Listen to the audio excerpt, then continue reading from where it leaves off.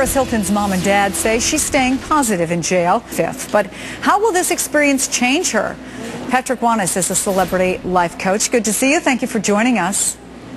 My pleasure, Chris. What do you suppose has been the toughest thing for somebody like Paris Hilton, who's frankly used to living the life of luxury? Well, the problem's been that she's always been sheltered from the real world, so she's had no sense of justice, no sense of right or wrong, and no sense of responsibility. So, Chris, the hardest thing for her right now is having to actually take responsibility for her own actions and realize that she can't be protected from the real world, from real life forever. Doesn't say anything. You know, there's lots of talk of her having found God or praying in jail or saying, I'm no longer going to act dumb, I'm going to start taking responsibility for who I am.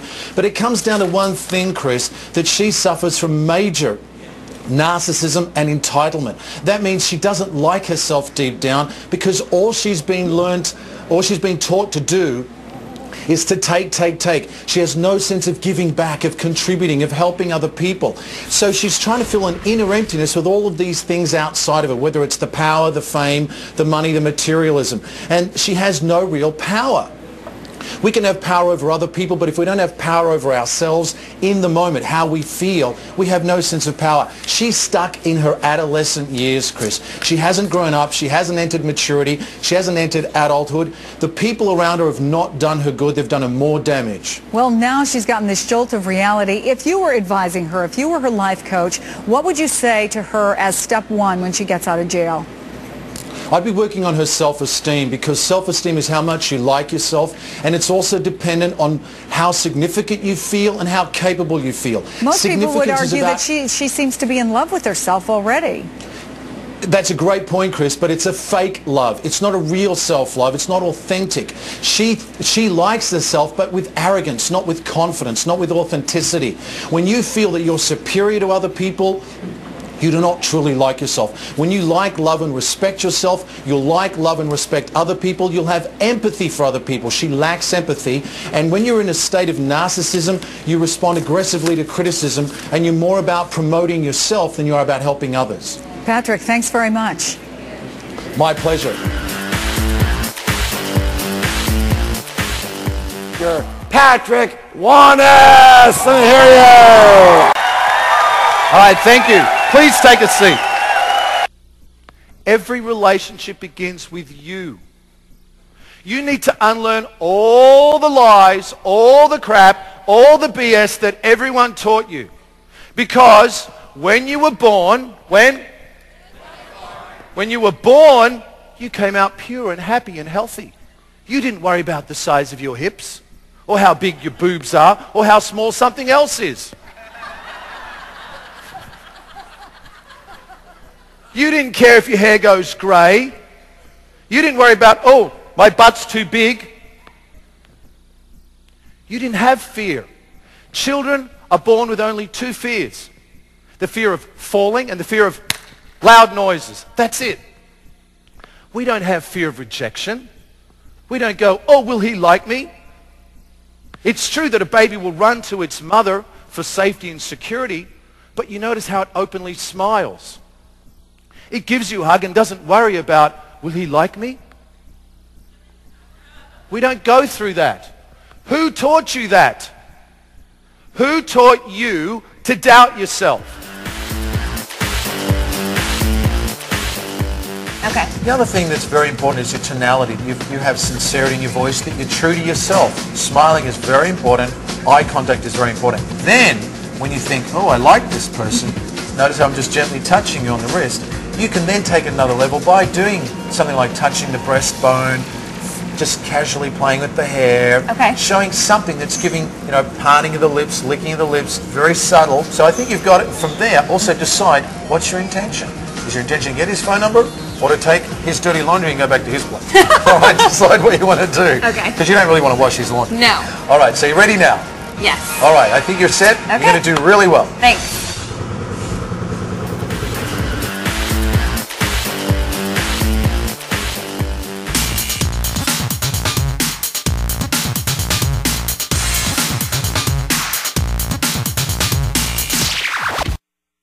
Night on stage, the elder pop star symbolically passed the baton to her hotter and younger protege. along with some lip gloss, saliva, and possibly some gum. Britney's into the kiss. That's why her body language is turned into Madonna, even though there's no movement of the hands because of the microphones. But Britney's more into it than Madonna is. As public makeout partners go, if Madonna was Britney's hottest, K-Fed might have been her noddest.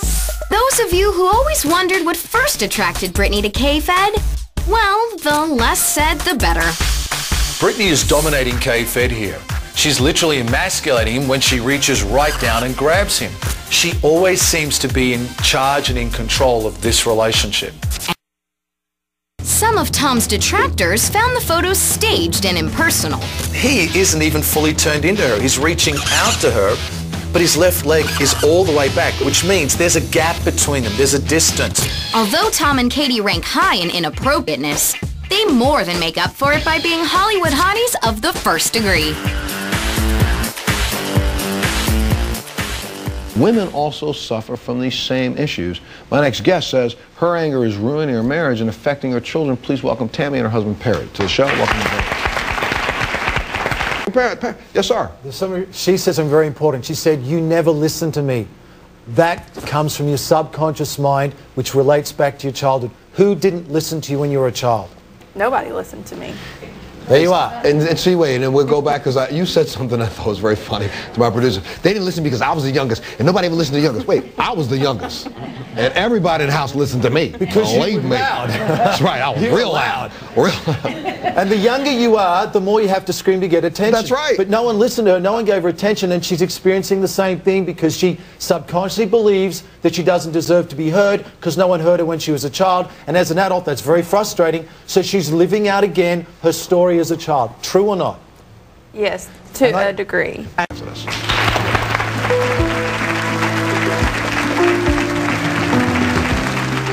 Do you think this is an issue, Patrick, though, that if you spend some time, I know we need some time to do this, and we're out of time on the show, but I'm thinking about sending you backstage right now to see whether or not we might be able to just begin the process? If she allows herself to go back and face it, actually her issue isn't that deep. Just wasn't being heard. So if she goes back and realizes, yes, you're still special, yes, you are good enough, you deserve to be heard, you have to speak up in a way that's appropriate, yeah, she can be set free. Do you want to try this? Sure. How about you and Patrick go super through that door? All right. Right back there, and I'm going to got a room for you upstairs. Yeah. Yes, sir. And we'll start that process right over here for me, sir. Now, you stand with me. Let's see if Patrick and Tammy have made any headway whatsoever. Take a look at this. So Tammy, we're on set together, and I identified some of the things that you say you would like to work on, and if you're willing to work on them, then I can help you. Just do a favor for me. Just look up with your eyes as high as you can go. Okay, good. And just allow yourself to take in a deep breath. When you do finally let go, you can also allow your eyes to close now. Good. Sit there feeling very, very deeply relaxed. A wonderful glass wall comes up around you to protect you. And on the other side of the glass wall in a moment, you're going to see the little girl, you, as a little child. She had some interesting experiences as a child. Well, she didn't feel that she was truly connected to anyone. To her mum, her dad, maybe even her brothers. And so ask her, is she angry at these people? Why are you angry? What does she say? Because they didn't want me, they shouldn't have had me. Oh, because she thinks that mum and dad didn't want her? Is that what she thinks? Yes. So as a result, what was the wall that you were using to keep people away? Anger and bitterness and anxiety. Now you are safe to let go of those because they no longer serve you. Open your eyes, you're fully wide awake.